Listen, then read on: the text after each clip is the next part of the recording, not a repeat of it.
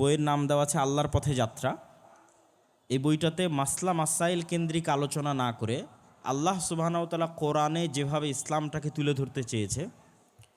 পৃথিবীতে মানুষের সৃষ্টির বাস্তবতার সাথে সম্পৃক্ত রেখে ইসলামকে দেখা,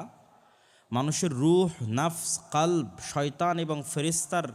যে অস্তিত্ব পৃথিবীতে, সেটির আলোকে পৃথিবীর যে চিন্তা চেতনা সেটিকে বিশ্লেষণ করা, ইমানের যে 6টা বিষয় আছে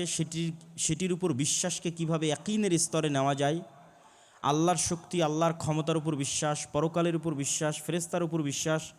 এগুলোকে কিভাবে ইয়াকিনের উপর স্তরে নেওয়া যায়, পাশাপাশি মানুষের নাফস কালব কিভাবে কাজ করে, কেমনে সুস্থ হয়, কেমনে অসুস্থ হয়, নাফস কালব যদি অসুস্থ হয়, নষ্ট হয়, নূর না থাকে, তাহলে কি কি আমলের মাধ্যমে সেগুলো শক্তিশালী হবে। এই সকল বিষয় ইসলামের একটা সারমর্ম। ইসলামের 5টা রুকুন, ইমানের 6টা রুকুন, এবং নাফস কালব রুহের উপর এবং তাজকিয়াতুন নাফসের উপর এক চমৎকার বই, যা প্রত্যেক মসজিদে 1 কপি করে রেখে প্রতি সপ্তাহে হোক প্রতিদিন হোক 1 পৃষ্ঠা হাফ পৃষ্ঠা করে পড়া উচিত এই বইয়ের। ওই চিন্তাকে মাথায় রেখে এই বইটা লেখা, এবং আমাদের ইচ্ছা আছে আমরা এই বইটা বাংলাদেশের যত মসজিদে সম্ভব আমরা ফ্রি বিতরণ করব, যদিও এখন আমরা উদ্যোগ নেইনি। কিন্তু এই চিন্তা মাথায় রেখে লেখা যে মানুষ মসজিদে প্রতিদিন হোক অথবা প্রতি সপ্তাহে হোক 1 পৃষ্ঠা হাফ পৃষ্ঠা এই বই থেকে পড়বে এবং ইসলাম এবং ইমান সম্পর্কে নতুন করে চিন্তা করা শিখবে।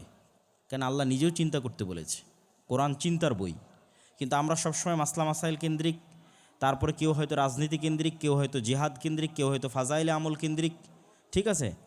কেউ হয়তো ভোট কেন্দ্রিক, কেউ হয়তো শুধু হয়তো সহি আকিদা কেন্দ্রিক, এইভাবে যে ইসলামের একটা খণ্ডিত অংশ নিয়ে ব্যস্ত হয়ে গেছে। ইসলামের ফুল